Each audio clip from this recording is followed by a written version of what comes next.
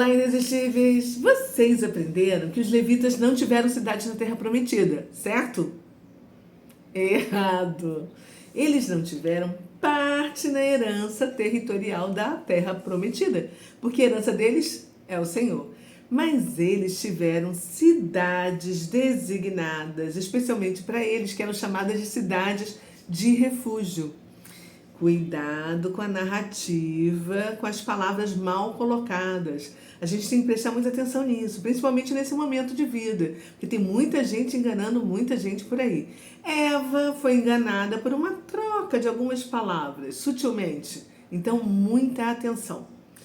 Nesses capítulos 20 e 21 de Josué, a gente vai ver Deus estabelecendo uma sociedade assim justa, organizada para o seu povo, porque Ele é perfeito, né, gente? E aí ele designa assim lugares seguros para quem cometeu homicídios acidentais e entrega essas cidades para os levitas cuidarem, porque eles tinham o Senhor como herança. Então esses capítulos não são apenas geograficamente importantes, mas eles nos mostram um Deus que se preocupa tanto com justiça quanto com a proteção das pessoas e da comunidade. Você quer entender melhor isso? Como é que isso pode também transformar a nossa compreensão do caráter de Deus e o reflexo dessas verdades na nossa vida? Então vamos juntos. Vamos ler os capítulos 20 e 21 e fazer algumas reflexões a respeito disso. Então vamos lá. Olha só, a gente vai ler nessa Bíblia hoje, a Nova Bíblia Viva, dá continuidade ao capítulo 20 e 21, que fala sobre o mesmo assunto. Bom, começando, abra sua Bíblia aí. Disse o Senhor a Josué: diga ao povo de Israel que separe cidades de refúgio conforme as instruções que dei a Moisés. Se alguém for culpado de matar alguma pessoa sem intenção, poderá fugir para uma dessas cidades para ficar protegido dos parentes do morto. Eles podem querer matar o homicida por vingança. Quando o homicida involuntário fugir e chegar a uma cidade de refúgio, comparecerá diante do conselho que governa a cidade e explicará o que aconteceu. O conselho terá o dever de deixar que ele entre na cidade e more ali. Se o vingador da vítima chegar ali perseguindo aquela pessoa, a cidade não entregará o fugitivo, porque a morte foi acidental, sem haver briga entre eles e sem premeditação. Aquele que causou a morte acidental deverá ficar naquela cidade até ser julgado pelos juízes e deverá morar ali até a morte do sumo sacerdote que estiver no exercício por ocasião do acidente. Depois, ele terá liberdade para voltar para casa, para a cidade de onde fugiu. As cidades escolhidas como... As cidades escolhidas... Deixa eu tirar isso aqui, que isso aqui está pesando, gente, perdão. As cidades escolhidas como cidades de refúgio foram estas: Quedes, na Galileia, na região montanhosa de Naftali; Siquém, na região montanhosa de Efraim; Quiriate Arba, que é Hebron, cidade em que eu estive, na região montanhosa de Judá. No lado leste do rio Jordão, mais 3 cidades foram escolhidas. Então ficaram oeste, 3 cidades a oeste e 3 cidades a leste do Jordão, né? Com a mesma finalidade, perto de Jericó, Bezer, no deserto do território de Ruben; Ramote, de Gileade, nas terras da tribo de Gade; e Golã, de Bazã, no território da tribo de Manassés. Estas cidades de refúgio serviam tanto para os israelitas como para os estrangeiros residentes nas terras de Israel, porque todo aquele que matasse alguém por acidente tinha um lugar para escapar do vingador da vítima, antes de comparecer ao julgamento perante a Assembleia. Vamos entrar agora no capítulo 21, que dá continuidade. Então os líderes da tribo de Levi foram até Siló, na terra de Canaã, para falar com o sacerdote Eleazar, com Josué, filho de Num, e com os líderes das outras tribos. Disseram eles: o Senhor instruiu por meio de Moisés que deveríamos receber cidades onde pudéssemos habitar e pastagens para o nosso gado. Assim os israelitas deram aos levitas da sua própria herança as cidades recém-conquistadas com as suas pastagens. 13 delas tinham sido dadas antes às tribos de Judá, Simeão e Benjamim. Estas foram dadas por sorteio sagrado para os sacerdotes da linhagem de Coate. de acordo com os grupos de famílias. Os levitas que eram descendentes do sacerdote Arão receberam 13 cidades das tribos de Judá, de Simeão e de Efraim, de Dan e da meio-tribo de Manassés. As famílias de Gerson receberam 13 cidades selecionadas mediante sorteio na área de Bazã. Estas cidades foram dadas pelas tribos de Issacar, Asser, Naftali e pela meia-tribo de Manassés. As famílias de Merari receberam por sorteio 12 cidades das tribos de Ruben, Gade e Zebulon. Assim, a ordem que o Senhor tinha dado a Moisés foi obedecida e as cidades e pastagens foram dadas por meio de sorteio.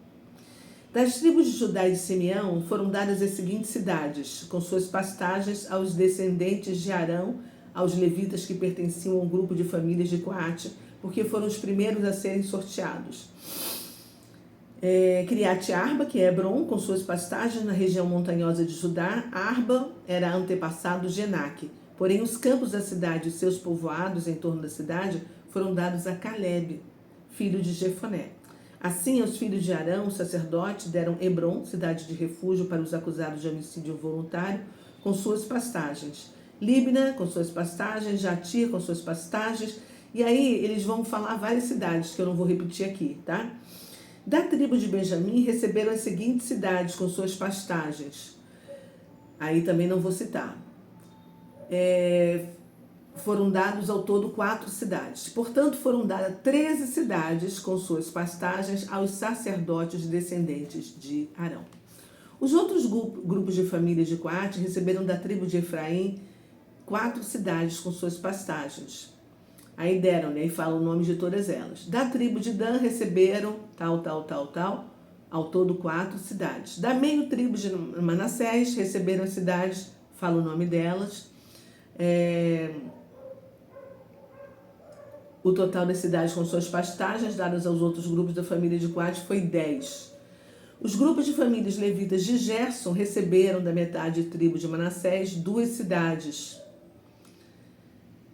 E da tribo de Issacar receberam 4 cidades. Da tribo de Asser receberam ao todo 4 cidades. Da tribo de Naftali receberam ao todo 3 cidades. Assim, 3 cidades com suas pastagens foram dadas aos grupos de famílias de Gerson.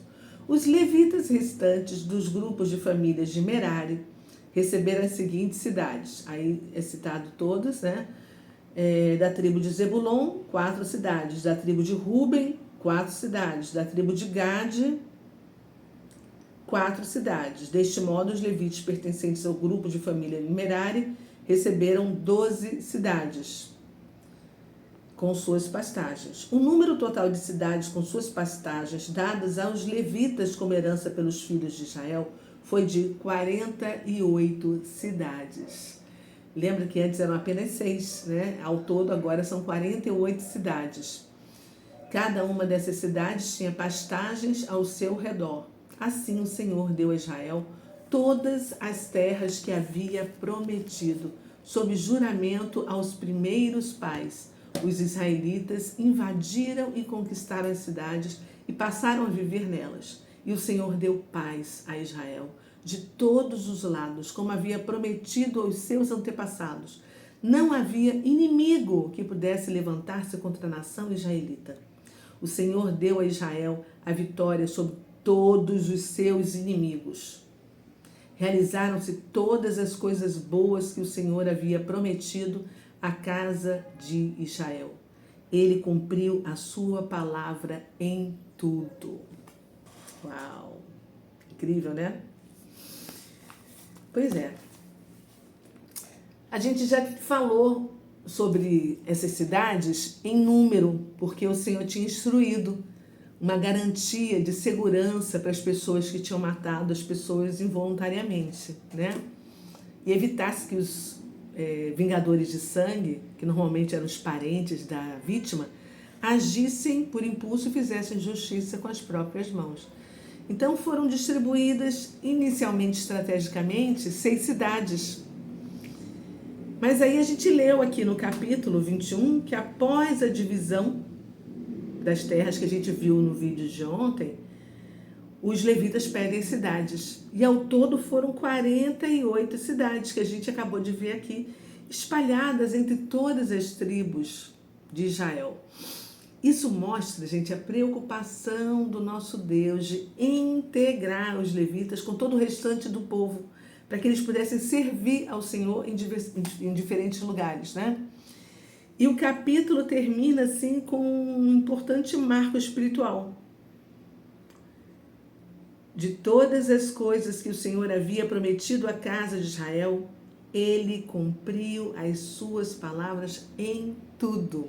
Porque o nosso Deus é Deus de promessas, é Deus de detalhes, não é verdade?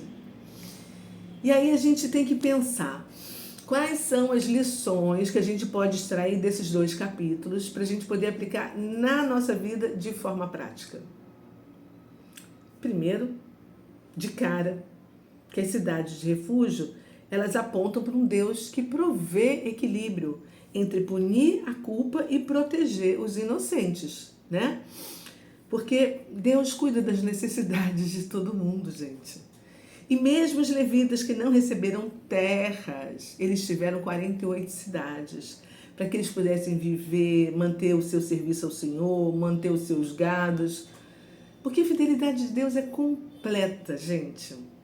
Incrível, né? E a gente viu que Deus nunca falha em suas promessas, né?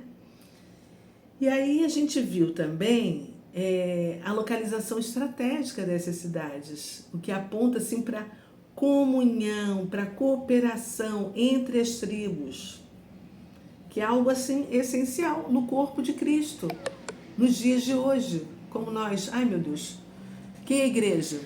Somos nós, né? E aí, vamos parar para a gente refletir e extrair, assim, insights, tá? Como é que você equilibra justiça e misericórdia nas decisões do seu dia a dia? Refletindo o caráter de Deus. Pensa. Você confia que Deus está cuidando das suas necessidades, mesmo quando algo assim parece faltar, né? Está faltando alguma coisa? Pensa nisso. Outra coisa importante, de todas as promessas que Deus já fez a você, quais foram aquelas que você já viu se cumprirem? Você tem uma listagem disso? E como é que isso fortalece a sua fé? Pensa, gente, anota. Isso é importante. Vamos conversar com Deus agora? Ai, Pai, esses 2 capítulos realmente são incríveis. Se eles virassem uma peça de teatro, nós teríamos, assim, pelo menos 6 personagens bem definidos. Para ninguém ter dúvida. Começando pelo Senhor, como assim o provedor, o legislador que organiza tanto a justiça quanto a provisão para o povo que ele escolheu, não é verdade? Josué seria o segundo personagem, um líder diligente que cumpre cada ordem que o Senhor dá com fidelidade.